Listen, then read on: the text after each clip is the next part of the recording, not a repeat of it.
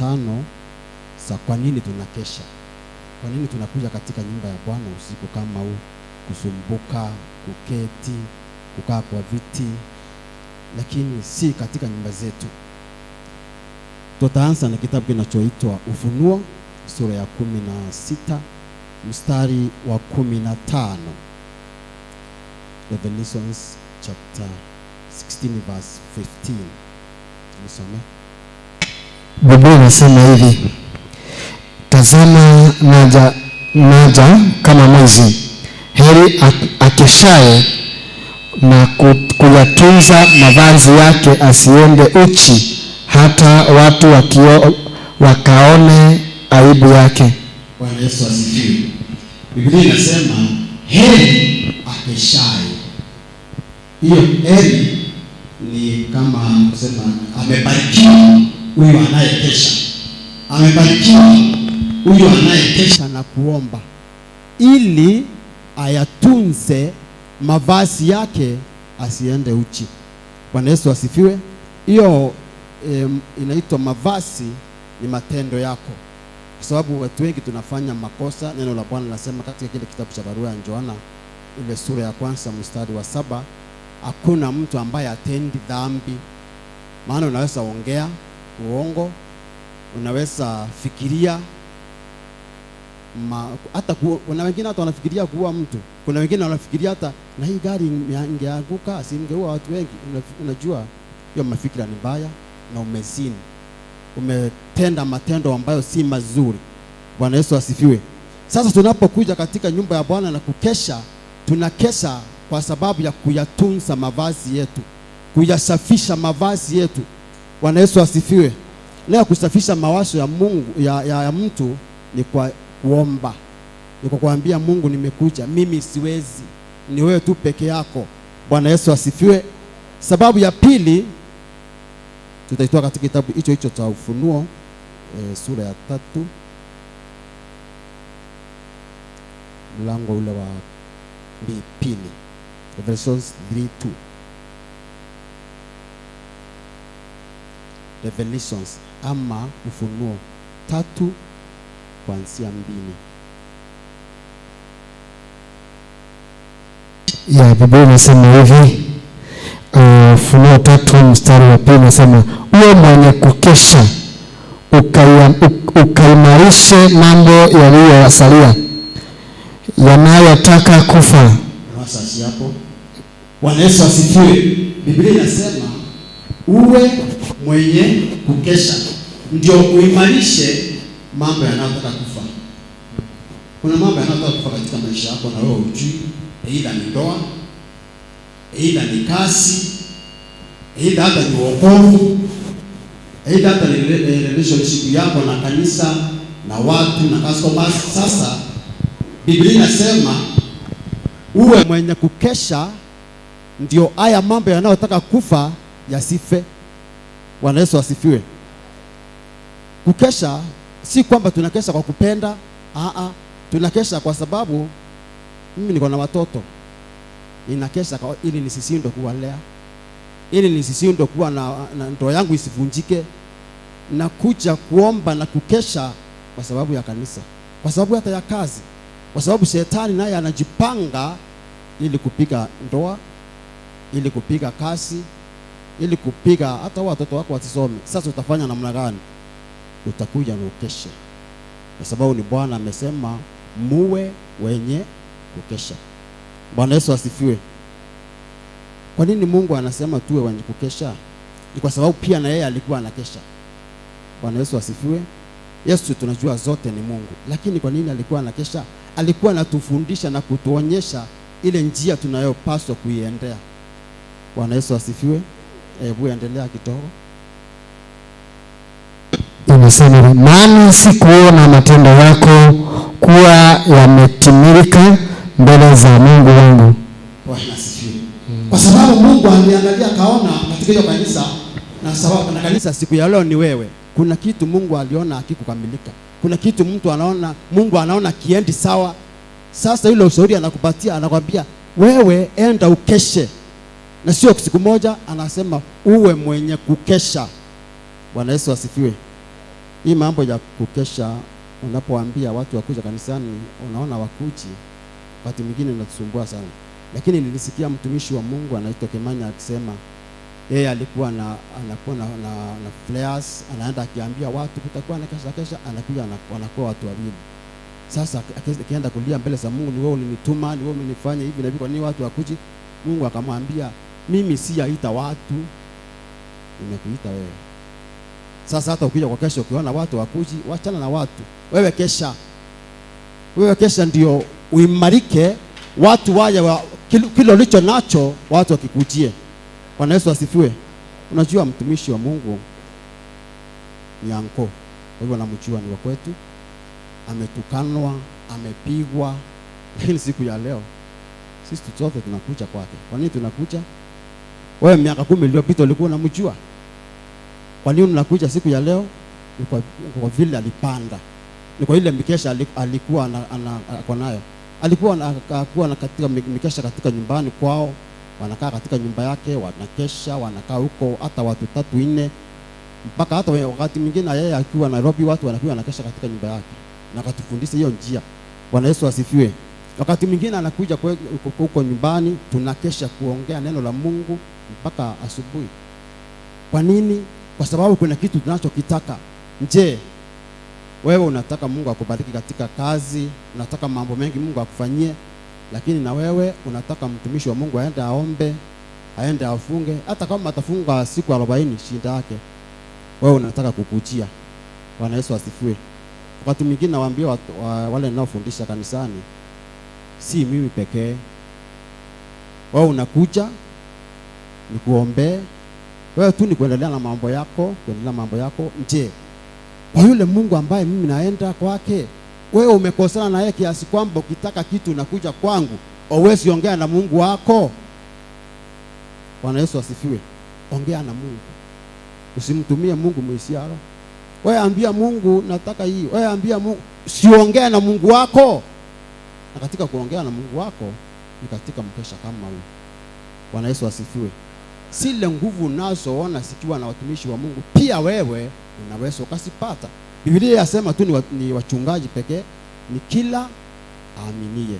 Sasa kama wewe unaamini, Mungu atatenda kitu kwako. Bwana Yesu asifiwe. Nafikiri hatujamaliza.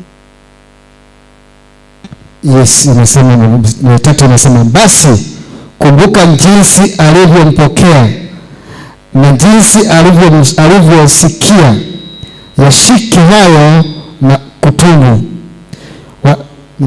Bwana asifiwe. Tunasema hapo. Biblia inasema wewe kumbuka hayo, uende uimarishe mambo yanayotaka kufa, na ukiimarisha mambo yanayotaka kufa, hebu soma tena. Inasema hivi, basi kumbuka jinsi ulivyopokea na jinsi ulivyosikia, yashike hayo na kutubu. Wewe kumbuka wakati uko na kitu, kumbuka hili vile ulikuwa unasumbuka na Mungu akakupatia. Ulisikia nini Mungu alipokubariki? Vile ulivyopokea kutoka kwa Mungu ulisikiaje?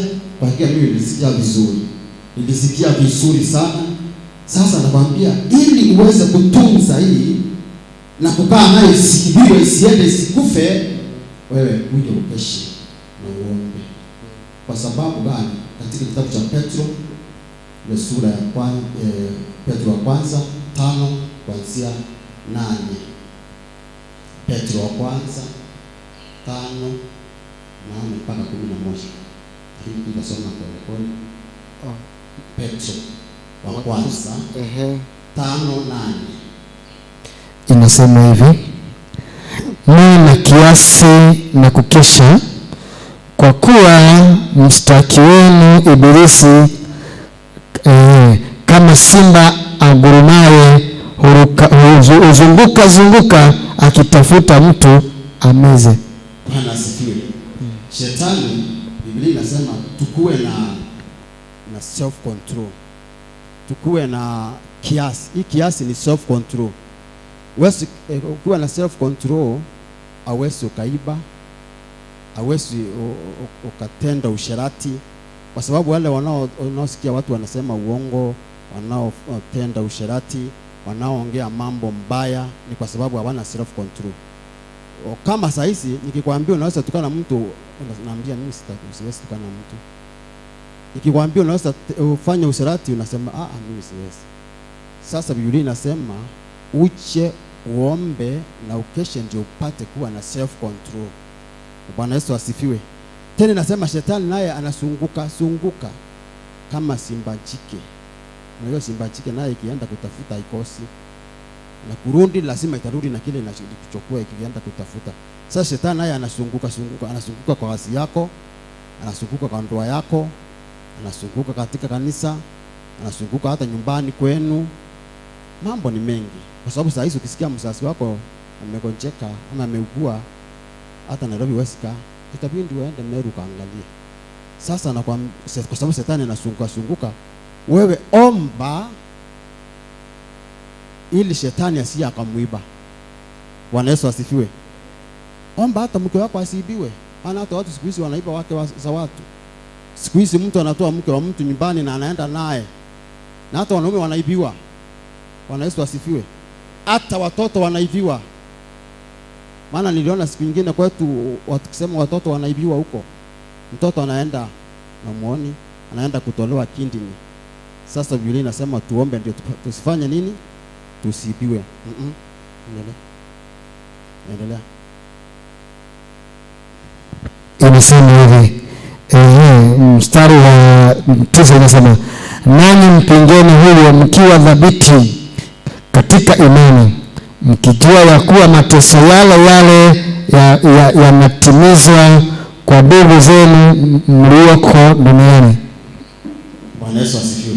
Biblia inasema nani mpingeni huyo.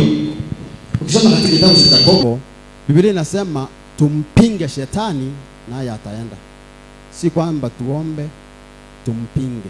Kumpinga na yeye ni kusema, anasema unasikia mwili nakwambia wewe angalia fulani tenda usherati, ongea naye, ongea fanya, unamwambia mwili hapana.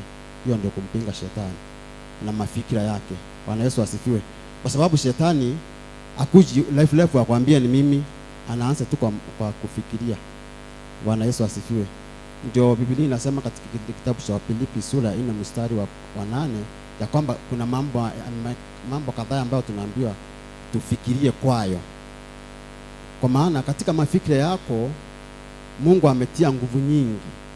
Ndio maana anasema yeye amtazamaye mwanamke na kutamani kufanya naye usinzi tayari amefanya naye, lakini haya atenda kitendo, lakini tayari amefanya naye. Bwana Yesu asifiwe. Kwa hivyo hata kufikiria wewe wakati unakuja kumuomba Mungu na kukesha, ndio aweze kualign maisha yako na kuwa na capacity ya kuweza kutoka hapo nje. Kwa sababu neno la Mungu linasema Yesu alipokuwa anaomba, alikuwa anaomba usiku, kisha asubuhi anatoka, watu walikuwa wanamngojea aende kuwahudumia. Sasa wewe nikuulize, unajua hiyo kazi yako unayofanya, unajua una worship nayo? Kwa sababu tunaambiwa our work is our worship. Vile tunavyofanya kazi, ile kazi tunaabudu Mungu nayo. Kwa sababu kama wewe huna kazi, hautapata mavazi ya kuja hapa kanisani. Kanisa hili linahitaji pesa ya kulipwa. Wewe usipofanya kazi, hii kanisa itafungwa. Bwana Yesu asifiwe. Kwa sababu Mungu anakuhitaji katika ile kazi yako ili wewe uweze kumsaidia katika kufanya kazi ya ufalme. Bwana Yesu asifiwe. Sasa neno la Mungu linaposema shetani anazunguka, hakuna mtu shetani aweze akashika. Hakuna mtu ambaye unasema huyu ni mtu ni mzuri zaidi, shetani hawezi akamshika. Bwana Yesu asifiwe. Sababu ya kwanza tumeona ni kuyatunza mavazi ili tusiende uchi. Na huo kwenda uchi sio huo uchi wa nguo. Hata ukiota ukiwa uchi, Mungu anakuonyesha wewe una matendo mabaya. Kuna vitu unavyofanya vya aibu. Sasa nakwambia katika kile kitabu cha Ufunuo sura ya 3 mstari wa 18 ya kwamba tuweze kusafisha mavazi yetu. Bwana Yesu asifiwe. Anasema tununue mavazi yaliyosafishwa, kisha anasema kama vile dhahabu inapopitia katika moto na kushafishwa, na pia sisi tusafishwe. Bwana Yesu asifiwe. Maana katika hiyo kanisa Biblia inasema walikuwa na vitu vingi, walikuwa na pesa mingi, lakini hawakuwa na dawa ya macho. Macho yao yalikuwa hawaoni. Bwana Yesu asifiwe. Kwa hivyo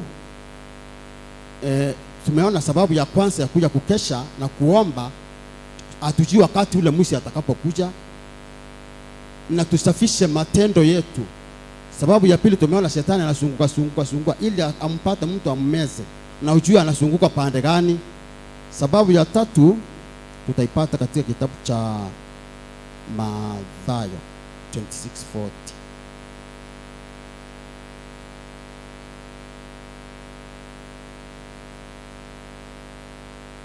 Mathayo 26 mstari wa 40 inasema hivi: akawaanjia wale wanafunzi, akawakuta wamelala, akawaambia, Petro, je, hamkuweza kukesha pamoja nami hata saa moja? Biblia inasema akaja kwao, maana Yesu alikuwa pamoja nao. Akaenda kwa mlima, akawaambia, wacheni niende pale nikaombe. Akaenda kuomba kwa saa moja, na wao walikuwa wamelala.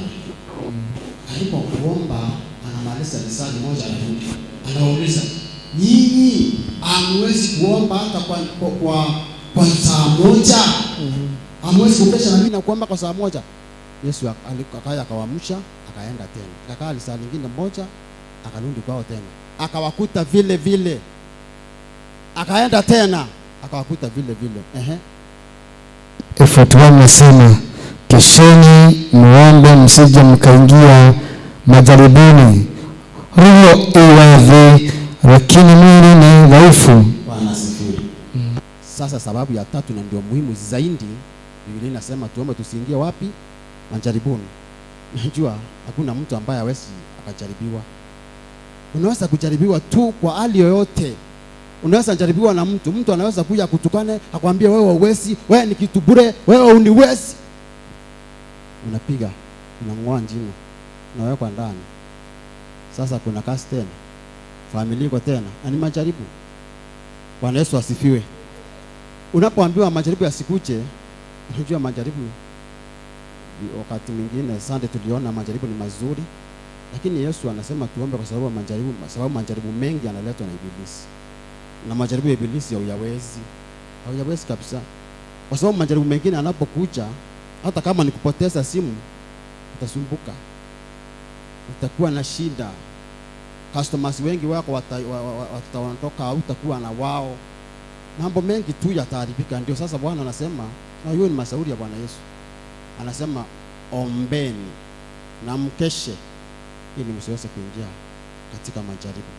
Na watu wengi huwa wanakuja kanisani hata kulala, na wengine wanakuja kanisani kulala, lakini nakuomba, ikiwa ni wakati wa kuomba, wewe ng'ang'ana at least uombe kwa saa moja. Bwana Yesu asifiwe. Kwa sababu kuomba ni kuzuri. Mwili huwa hautaki kabisa. Hautaki. Mwili unataka kula, lakini hutaki kufanya kazi. Mwili unataka kulala kitanda kizuri na hutaki kufanya kazi. Mwili unataka kubarikiwa, na kama mkesha kama huu haukuji. Na tumeambiwa heri ama baraka ni wale wanaokesha. Bwana Yesu asifiwe. Sasa kama wewe wendi mkesha, Yesu Kristo alikufundisha nini? Unasema mimi nafuata nyayo za Yesu, na ufungi na uombi. Sisemi watu hawaombi siku zingine, lakini kile kinachotuonyesha kwamba wewe unapenda kuomba ni mkesha kama huu. Bwana Yesu asifiwe. Maana kuna maombi mengine yanayoitwa ya complete prayers, maombi unaoomba mkiwa pamoja. Maombi ya kuwa mwenyewe hauwezi ukaomba sana kuliko mkiwa na watu wengi. Maana mkiwa na watu wengi, mwingine ana moto kipoa, huyu anapuliza, na tena unalisikia neno la Mungu. Na mtu anapoongea neno la Mungu akiwa katika madhabahu, yale maneno anayoongea sio yake, anaongea maneno yanayotoka kwa Mungu. Bwana Yesu asifiwe. Ndio sasa nakwambia siku ya leo, wewe ambaye unayetaka Mungu akubariki, jionyeshe. Kuna mahali Mungu anataka kukupeleka, katika huduma, katika kazi. Lakini je, umebuild capacity ya kutosha. Bwana asifiwe. For example, ikiwa kitu kitatokea siku ya leo, pastor afungue kanisa Tanzania, na hiyo kanisa ni kubwa, sasa akanambia wewe Murithi ndio naona unaweza kuja katika kanisa hili, niko na hiyo capacity. Bwana Yesu asifiwe. Niko na hiyo capacity ya kuweza kulinda kanisa hii. Sasa wewe unataka usema Mungu Baba, ukinibariki na hoteli kubwa, Baba nitakuwa nikikushukuru, nitakuwa nikija katika, hata kama hakuna kesha nitakuwa nikikesha. Je, uko na hiyo capacity ya hiyo pesa unayotaka Mungu akubariki nayo? Uko hiyo capacity ya mamilioni ya pesa unaweza? Maana mambo mengine tunapoomba Mungu unapaswa muulize, niko na uwezo kweli? Mimi nataka kuoa, niko na hiyo capacity ya kukaa na mke, nataka watoto, mimi nataka twins mwaka mmoja, mwaka wa pili twins. Je, uko na huo uwezo wa kuwalea hao twins? Tunapokuja katika mkesha kama huu, huwa tuna nafasi ya kubuild capacity. Wanamwambia Mungu, Baba unisaidie, unipe hekima. Ninataka Baba wa mbinguni kuwa na ndoa. Ninataka Baba wa mbinguni kufanya kazi yako Yesu Kristo. Nipe capacity, nipe hekima. Watu wakija kutaka mashauri, Baba nitawaambia, nitawapatia mashauri yapi? Nisaidie na neno lako. Bwana Yesu asifiwe. Bwana asifiwe. Je, wewe ni mtu wa Mungu? Mwenzako akija kwambia katika ndoa yangu kuna shida katika ndoa yangu, mume wangu ameleta shida, utamshauri na nini? Au mpaswa kumshauri na akili yako, unapaswa kumshauri na neno la Mungu. Sasa unapokuja katika maombi kama hayo, unamwambia Mungu, Baba nisaidie na hekima, nipe Baba wa mbinguni usemi, hata nikubalike inaposema maneno yako Baba wa mbinguni, nikubalike. Kwa sababu watu wengine tunapoenda hata kuimba kama vile tumeimba hapa vizuri, ndio leo umetumbisha vizuri, ni wengi tu wanasimama kuimbisha, lakini hiyo wimbo nasikia haishiki. Sasa unapokuja katika maombi kama haya, unamwambia Mungu, Baba ninaposimama isiwe mimi tena, iwe ni wewe. Bwana Yesu asifiwe. Hata kama ni mambo ya kupatina, unasema Bwana nataka uwe ni wewe katika kazi yangu. Ndio wakati ninapofanya kazi yako nisifanya kawaida, nipe neema nifanye zaidi ya vile wengine walivyokuwa wanafanya. Bwana Yesu asifiwe. Katika kile kitabu cha Luka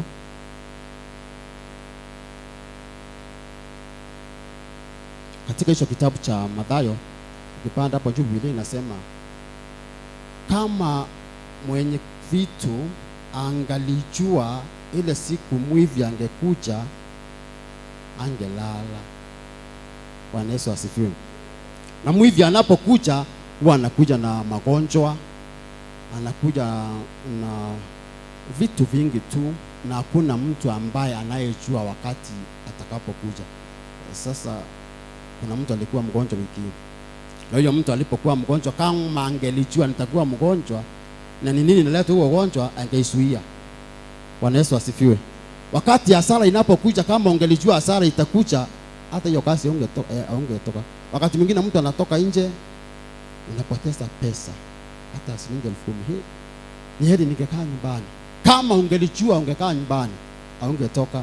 Sasa Biblia inasema kama tungelijua wakati mwizi atakapokuja, tungelikesha, tungeliomba. Bwana Yesu asifiwe. Kitabu cha Luka 12 mstari wa 39, 12:39, ndio tuweza kumaliza nayo hiyo. Bwana asifiwe. Katika kitabu cha Luka cha Ezekiel sasa tusome 22:30, Biblia inasema namtafuta mtu ambaye ni watchman. Watchman kwa lugha nyingine ni intercessor. Intercessor ni yule mtu ambaye anaomba si kwa sababu yake. Bwana Yesu asifiwe. Tafadhali naomba unisikilize hapa, na unisikilize vizuri, kwa sababu unaweza unikosa kuniona kwa miaka mingine hata 2 ama 1. Intercessor ni yule mtu anayeomba si kwa sababu yake. Najua watu wote mliokuja hapa mlikuja kuomba kwa sababu ya kazi, familia yangu, unaombea mama yako, unaombea brothers, kila unaombea watu wa kwenu. Lakini wasa nikwambie, kuna mtu ambaye Mungu anatafuta.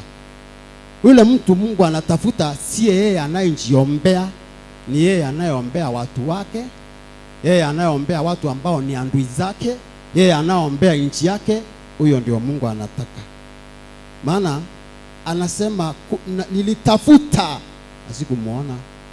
Sasa yeye anayetokea anasema mimi niko hapa. Bwana Yesu asifiwe.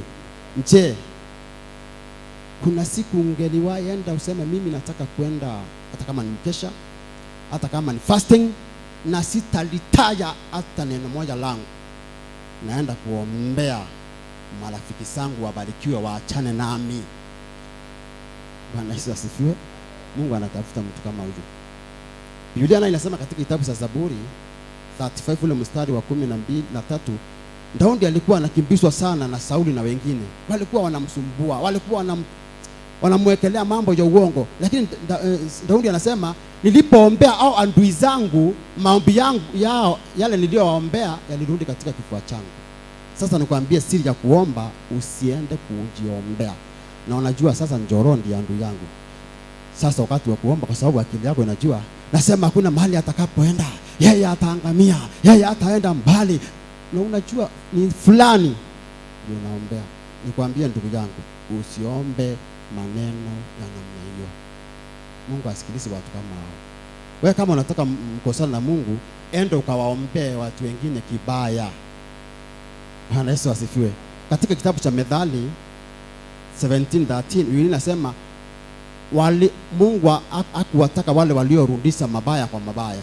Mungu anapenda wale wanao oshinda mabaya kwa mema. Bwana Yesu asifiwe. Tena inasema katika kitabu cha Zaburi 109:17 kwamba walipenda kulaani, laana sikaja kwao. Walipenda kubariki, baraka sikaja kwao. Sasa wewe kile unachokitaka, especially kwa adui, mimi naongelea adui yako, usimwombee vibaya, muombee mazuri. Kama unataka hata kitu kibaya kimfanyikie, wewe muombee mazuri tu, kwa sababu yale unayoombea watu ndio atakayokuja kwako. Hata kama kuna mtu unaona hapa ni kazi anakuingilia sana na kufinya sana, wewe omba Mungu baraka, ambariki, na yeye Mungu atakupatia baraka zako. Bwana Yesu asifiwe. Tunapomaliza, kwa sababu hatuna muda, katika kitabu cha Luka 12:39 inasema hivi, Luka 12 mstari wa 39, lakini fahamuni neno hili kwamba mwenye nyumba angalijua saa atakayokuja mwivi, angalikesha wala asingaliacha nyumba yake kuvunjwa. Bwana Yesu asifiwe. Kama mwenye nyumba angalijua saa mwivi atakapokuja, angalikesha. Sasa katika kitabu cha Yohana 10:10 Biblia inasema shetani aje kwa sababu mbili, ili kuua, kuiba na kuharibu. Sasa shetani ndio mwizi. Na kama shetani ndio mwizi, na wewe hujui wakati atakapokuja, atakuja na atakuiba. Sasa kwa nini Mungu amwambie shetani, hawa ni watoto wangu, usikuje kwao? Mungu asemi hivyo, lakini anakuambia shetani atakuja na yeye ni mwishi, kesha na uombe ndio asikuje. Tuliona siku ya Sunday iliyopita katika kitabu cha Wakorintho, tukaona Mungu anasema kikwazo kinasema kitakuja, majaribu yatakuja, lakini nawaambia yeye anayeleta majaribu, hata majaribu yakija yatakuja kukusindi. Bwana Yesu asifiwe. Mungu aondoi majaribu, anakuambia ile anayoleta ni njia. Sasa anakuambia hakuna anayejua wakati mwivi atakapokuja, hakuna ajuaye wakati shetani atakapokuja. Sasa kwa sababu ujue atakuja na design gani, Biblia inatushauri ya kwamba, ama Yesu anatushauri ya kwamba tuombe. Na unajua anaposema wewe ni Mungu, wakati mwingine huwa nataka sana kumjua. Anasema tuombe na tukese. Asemi sasa nyinyi watoto wangu, mimi nitawalinda, hakuna atakayewagusa. Anasema mwisho atakuja na atawaiba. Sasa watoto wangu, kesheni na muombe, ndio mwisho atakapokuja asiwaibe. Bwana Yesu asifiwe. Kwa hivyo tunapoambiwa tukuja kukesha, pastor awaambii mkuja ndio muweze kumlinda aombe. Biblia inasema ni watu wote wanaoambiwa wakuje waombe na wakeshe. Bwana asifiwe. Biblia inasema katika kitabu cha Isaiah 48 mstari wa 17, tuliona siku ya Sunday ya kwamba Biblia inasema mimi ndio nitakawafundisha njia ya faida. Unaweza kaa katika kazi na usipate faida, kwa sababu Mungu unapokuja hapa usiku, Baba Mungu nisaidie. Baba hata sijui kufanya kazi, hata sijui hivi vitu ambavyo vinaviusa kama ndivyo ninavyopaswa kuusa. Sijui hata kama mahali hapa ndipo ninapopaswa kukaa. Baba nakuomba nisaidie. Nisaidie njia ya kufanya kazi, nisaidie njia ya kupata faida.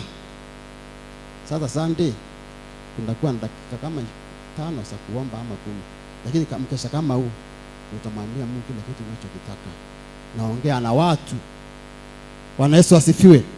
Sasa katika kitabu cha Luka tumeona kuna mtu anayejua wakati Musa atakapokuja, na sababu ya kwanza ninapoenda kumalizia ni kuyatunza mavazi yetu. Mavazi yetu nayo ni katika neno kitabu cha Walawi. Mungu alimwambia Musa waambie watu waweze kutunza mavazi yao. Mavazi yao yalikuwa ni matendo. Ni kwa sababu hata kofia yenyewe inawakilisha wokovu ambayo pia ni vazi. Biblia inasema tuweze kuyatunza mavazi yetu ambayo ni matendo yetu, kwa sababu tunajua sote sisi ni watenda dhambi. Ndio tuweze kusimama mbele za Mungu, mbele za watu wake aliyotupatia. Tunapokuja katika mkesha ni kuomba na kunyenyekea mbele za Bwana, kuomba neema na kibali ndio tusikike na tukubalike mbele za Bwana. Sababu ya pili, tumeona sisi hatujui wakati shetani atakapokuja. Tukuje tumuombe Mungu atusaidie na atuwekee sitara ambayo ni kutufungia ili tuweze kuibiwa na shetani. Na sababu nyingine tukaona ya kwamba katika kitabu cha Ufunuo Mungu alitaka tuombe na tukeshe ili kwa maneno yanayotaka kufa yasife. Sasa sijui ni nini yanayotaka kufa katika maisha yako, sijui kama ni ndoa yako, sijui kama ni kazi, sijui kama ni relationship yako na mama yako na mke wako na mume wako, sijui ni nini kinachotaka kufa kwako, sijui kama ni katika hali ya maombi, kwa sababu hata line ya maombi watu wanakufa. Ulikuwa na breakthrough, ulikuwa unaomba masaa 2 ama 3, lakini siku hizo ukiomba dakika 5 unasikia umeisha, hauna maneno ya kuambia Mungu. Sasa Biblia inasema tuweze kuomba kwa kile ambacho kinataka kufa. Bwana Yesu asifiwe. Tutakapoenda kuomba, utaomba Mungu kwa sababu ya kile kinachotaka kufa. Waweza kuwa wewe haujui, lakini kuna kitu ambacho kinataka kufa. Sababu nyingine tukaona ni kutusingia katika majaribu. Sababu majaribu yatakuja kwa njia mbalimbali. Kwa hivyo tutaomba kwa ajili ya majaribu. Bwana Yesu asifiwe. Tunaposimama mbele za Bwana ili tuweze kuomba. Baba mtakatifu wa watakatifu, katika jina la Yesu, Baba mimi nakutukuza, Baba mimi nakuheshimu, Baba mimi nakuinua, nikisema hakuna aliye kama wewe, hakuna mwenye nguvu kama wewe, hakuna atendaye matendo makuu kama wewe. Baba, wewe tu peke yako ndiwe Mungu wangu. Wewe tu peke yako, ni wewe tu ambaye ninayejua unayeweza ukanisaidia, unayeweza ukasaidia Baba wa mbinguni watu wako kupata faida. Peke yako tu ni wewe Yesu, hakuna mwingine, ni wewe tu peke yako Bwana. Ninakutukuza nikikuinua, ninakuinua nikikutukuza, ninakuheshimu nikikuinua Bwana, nikisema wewe unaweza mfalme, nikisema wewe unaweza kutenda zaidi ya vile watu wako Baba wa mbinguni wanavyoomba. Ewe Yesu, tunapokuwa katika ibada hii siku ya leo Baba, naomba kwa ajili ya leo utakakufa Baba. Nasema ndoa sitakufa katika jina la Yesu Kristo. Nasema kazi zetu hazitakufa Bwana. Nasema relationship yetu na wewe haitakufa mfalme. Badala yake itakuwa Baba wa mbinguni na nguvu zaidi. Tupe capacity mfalme, tutengeneze, tuimarishe, tutirishe ili kuweza kusimama mbele ya madhabahu, ili kusimama Baba wa mbinguni na kuweza kufanya vile tunavyopaswa kufanya kama familia, kama Baba wa mbinguni, kwa sisi wanaume uliotuinua Baba, tuweze kuongoza familia. Tupe hekima, tupe nguvu, kwa sababu neno lako linasema mwanaume anaongoza familia yake kupitia akili. Sasa mimi naomba akili Baba, ili niweze kuwa na familia. Neno lako linasema ya kwamba mwanamke Yesu Kristo anahesabiwa kama kanisa. Yesu, tunaambiwa tutakaa na kanisa na akili Bwana. Tupatie akili ya kukaa na watu wako, tupatie akili ya kukaa na kazi, tufundishe njia ya kufanya kazi. Neno lako linasema katika kitabu cha Yeremia ile sura ya 10 mstari 21 ya kwamba watumishi wako hawakuuliza, wachungaji hawakuuliza, kwa hivyo walienda kama nyumbu Bwana, kwa hivyo wakakosea. Tunaomba Baba wa mbinguni Yesu Kristo, utusaidie, utamalaki katika kanisa lako, utamalaki katika kinywa chetu, utamalaki kwa kila hali na kwa kila jambo. Utawale Baba wa mbinguni katika madhabahu siku zote, wakati ambao unaofaa na wakati ambao haufai Yesu Kristo. Tunaomba Baba wa mbinguni kile tunachokipanda katika nyumba yako Baba, watu wako waweze kukishika, mfalme wa falme, kwa sababu neno lako linasema katika kitabu cha Yakobo, tusiwe watu tu wa kusikia, wale Baba wa mbinguni atutende. Tupe nguvu, tupe capacity ya kusikia Baba wa mbinguni na kutenda. Tusiwe tu ambao watu ambao wanaongea tu. Yesu Kristo Bwana, tusaidie. Tusaidie Bwana Yesu. Tusaidie mfalme wa wafalme, Mungu mwenye uwezo na nguvu.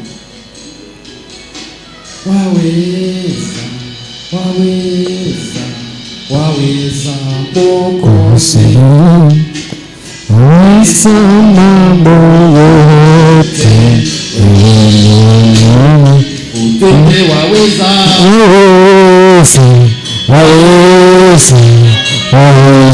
Mwokozi, waweza mambo yote, mwaminifu.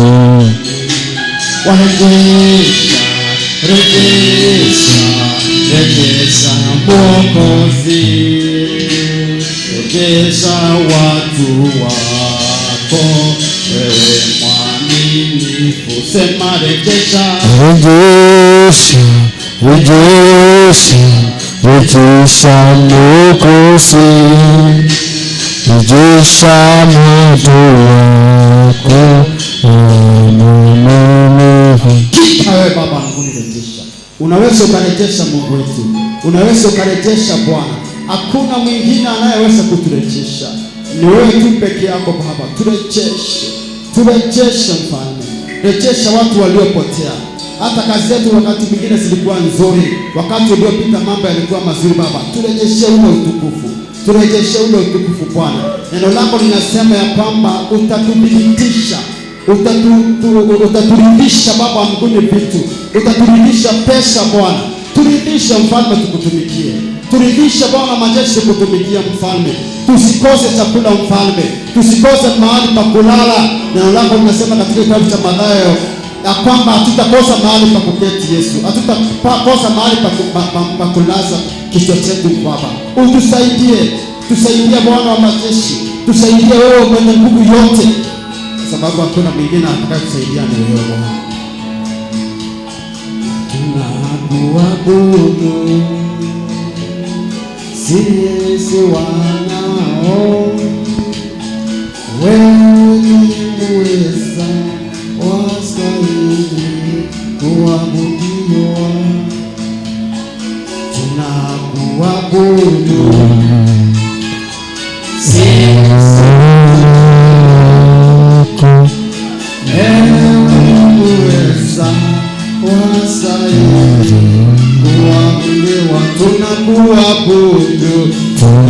tunakuabudu sisi wanao, wewe ni muweza, wastahili kuabudiwa. Tunakuinua sisi wanao,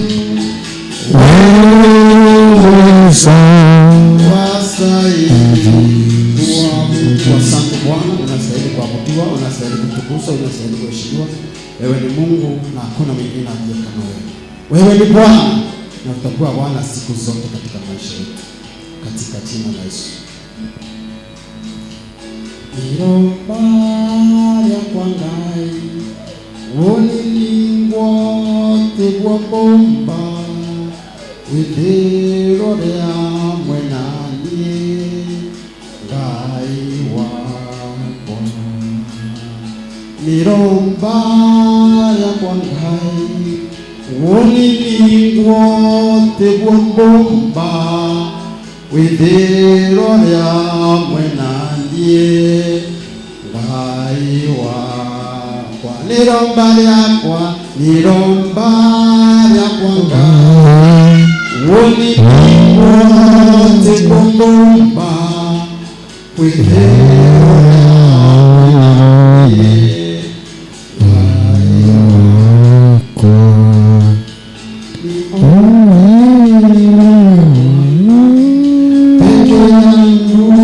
sitoweza uwepo wako mimi sitoweza bila uwepo wa Bwana Yesu. Mungu awabariki, awasitizie baraka. Mtakapoenda, Mungu abariki kazi zenu, aimarishe ndoa zenu, na wakati wote mtakapoomba, Baba mbinguni, Bwana Yesu Kristo ausaidie na wasikie, na nawaombea hiyo imani yenu isitindike kwa wakati wowote. Kwa hivyo Mungu ndiye anabariki, na ndiye anaibu ninapomleta baba yangu ambaye amenizaa kiroho, wakati wote mahali popote nitasema yeye ni baba yangu. Karibu tena.